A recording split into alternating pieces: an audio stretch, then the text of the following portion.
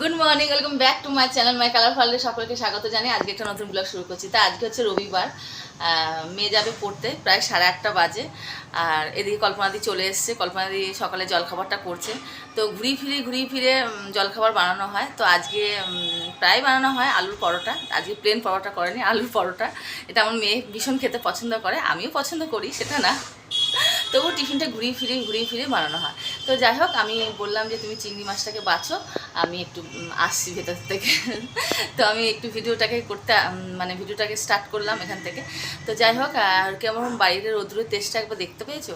সবাই প্রোটেকশান নিয়ে বেরিয়েও, প্রচুর পরিমাণে জল খেয়েও, নুন চিনির জল খেয়েও, ডাবের জল খেয়েও, আর সুস্থ থেকেও। সুস্থ থাকার জন্য যা যা দরকার সমস্ত কিছু করো, ঠিক আছে। বাইরে তো বেরোতেই হবে, কিছু করার নেই, কাজের জন্য তো করার জন্য বাইরে বেরোতেই হবে। ঘরে বসে থাকলে তো আর সকলের হবে না। তো যাই হোক, আর প্রচণ্ড লু বইছে, মানে প্রায় 8:30 বাজে, তাতে রোদ্দুর এত তেজ, আর দুপুরবেলাটা প্রচুর রোদ্দুর, মানে লু বইছে এত না, মানে শরীর এমনি খারাপ হয়ে যাবে।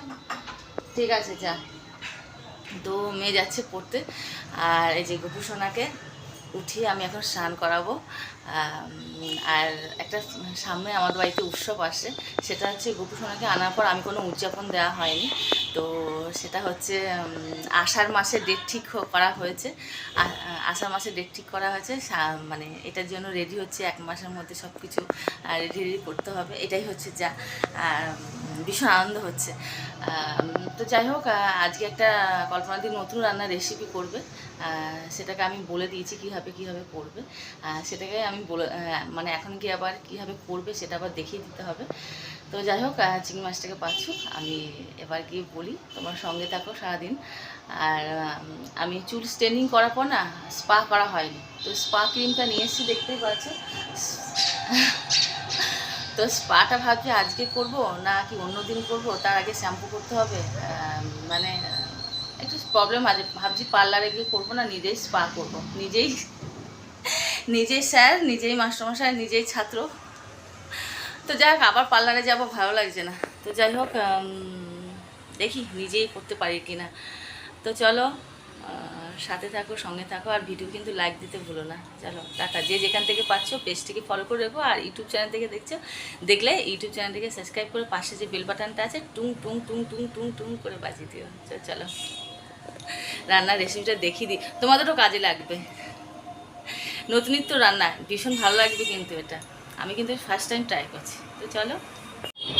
তো এখানে কল্পনাদি কী করছে, তরমুজটা কাটাকাটি করছে। কাটানোর পর দেখছি যে ছোবলাগুলো একটু হয়ে গেছে। আর আমি বলেছি একটু মোটা মোটা করে ছালগুলো ছাড়াতে। তো মোটা মোটা করে ছাড়ানি, প্রথমে পাতলা করে ছাড়িয়েছে, তারপর একটু মানে ভেতর থেকে একটু নেওয়া হয়েছে। তারপর দেখছি যে মনে হচ্ছে আরেকটা আনতে হবে। তোর বাবাকে ফোন করে বললাম আরেকটা তরমুজ নিয়ে আসো। ওর বাবা তো বুঝতেই পারছে না কী করবে, এরা কে জানে। তো যাই হোক, কল্পনাদি এখানে গেটারে কোচাতে হাতটা একটু কেটে ফেলেছে। কোনো কিছুই ফেলার নেই, জানো তো, যদি রান্না করতে পারা যায়। যদিও বাংলা মেয়ের কাছে এগুলো একদম কিছুই না। যারা ঘটি আছে তারা কিন্তু রাগ করো না ভাই। তো যাই হোক, রান্না করতে পারলে কিন্তু কিছুই না, সব কিছুই রান্না করা যায়। তো যাই হোক, এখানে গেটারে কোচানো হচ্ছে। আর এই ঘন্টটার মধ্যে আমি এক ফোঁটাও পেঁয়াজ, রসুন, আদা অ্যাড করব না। শুধু জাস্ট তেলের মধ্যে জিরে, শুকনো লঙ্কা ফোড়ন দিয়ে, জিরে গুঁড়ো, হলুদ গুঁড়ো, লঙ্কার গুঁড়ো আর ধনের গুঁড়ো, এগুলোকে মিশাল দেবো। আর মিশাল দেওয়ার পর নামানোর আগে গরম মশলা, 2টো এলাচ ফাটিয়ে আমি দেবো। আর এটাই হচ্ছে রান্নার মেন। আর মিষ্টি তো পড়বেই রান্নার মধ্যে। প্রত্যেক রান্নার মধ্যে যদি একটু মিষ্টি দেওয়া হয় তাহলে কি হয়, রান্নার ব্যালেন্সটা ঠিক থাকে। প্রত্যেক রান্নার মধ্যে মাছ, মাংস যাই বলো না, কারণ প্রত্যেকটা ঘন্টার মধ্যে তো অবশ্যই রান্নার মধ্যে একটু যদি মিষ্টি থাকে না, সেই রান্না বেশ মিশালটা বেশ ভালো হয়। তো যাই হোক, এখানে আরেকটা ছোকলাটা ছাড়ানো হচ্ছে। তো ছাড়ানোর পর দেখি কতটা হয়। তো ঘন্ট যে কোনো ঘন্ট মজে গিয়ে একটুখানি করা হয়। তো চলো।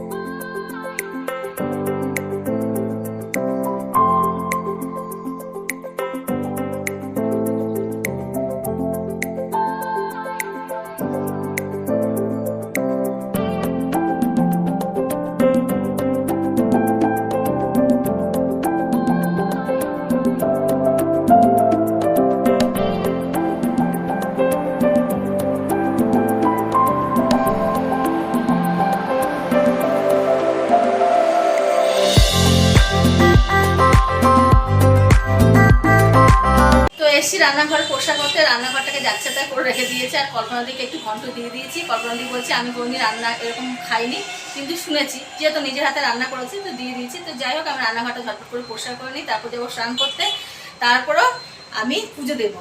তো এই হচ্ছে কাজ। আর রোদ্দুরের তেজ এদিকে মানে কী লেভেলে যে রোদ্দুরের তেজ হচ্ছে। তো যাই হোক, ঝটপট করে কাজটা সেরে নিই। Good evening. তো সারা দুপুর কাজকর্ম করার পর যখন আমি দুপুরে খেতে বসি, তো যে রেসিপিটা আজকে হয়েছে, মানে তরমুজের ছোকলা দিয়ে চিংড়ি মাছ দিয়ে ঘন্ট, মানে কি লেভেলে খেতে হয়েছে, কি বলবো, মিষ্টি মিষ্টি খেতে হয়েছে, এত সুন্দর খেতে হয়েছে। কল্পনাদি সত্যি খুব ভালো করেছে রান্নাটা। তো এখন যাচ্ছি আমি এখন বান্ধবীর বাড়িতে, আজ কাজকর্ম ছিল তো সেগুলো তোমাদের সাথে শেয়ার করা হয়নি। তো যাই হোক, বিকেলবেলা একটু রেডি রেডি হয়ে সন্ধ্যা ফন্দা দিয়ে মেয়ে পড়ে এলো, তাই আমি বললাম একটু বান্ধবীর বাড়িতে ঘুরে আসি। তো চলো, ওর জন্য আমি একটু নিয়ে যাই, আর বাকিটুক থাকবে, বাকিটুক রাত্রে একটু রাখবো। আর বড় মেয়েটা আসবে, ওকে তরমুজের শরবত করে দিতে হবে, তো আমি ঘুরে আসি আর ওর জন্য একটু ঘন্ট রেখে দিই, ঘন্টটাও খাবে। ও সখন শুনে বলে কি তুমি আর কিছু বাকি রাখলে না, আর কোনটা বাকি রাখ, কোন খাবারটা বাকি আছে। তো যাই হোক, যে খাবারটা বাকি আছে সেই খাবারটা অবশ্যই ওদের জন্য করে খাওয়াই আমি, মানে এরকম ধরনের আর কি, যেটা দিয়ে বাচ্চাদ হয়ে যায় সেটা দিয়ে। তো যাই হোক, এটা বাংলাদেশের মানে পুরো বাংলার খাবার, এটা সবাই অনেকে জানে। আগেকার মানুষরা যারা মা ঠাকুমা দিদিমা, তাদের মারা এই ধরনের রান্না করতো বাংলাদেশে, একদম পূর্ব বাংলার। তো যাই হোক, এই রেসিপিটা আমি করলাম আর ভীষণ ভালো হয়েছে। তোমরা একবার ট্রাই করে দেখো। তোমরা ভাবছো যে যে জিনিস ফেলে দেওয়া হয় সেই জিনিস রান্না, একবার ট্রাই করে দেখো, অবশ্যই দুর্দান্ত খেতে লাগবে। তো চলো, বন্ধুর বাড়িতে গিয়ে দেখা হচ্ছে।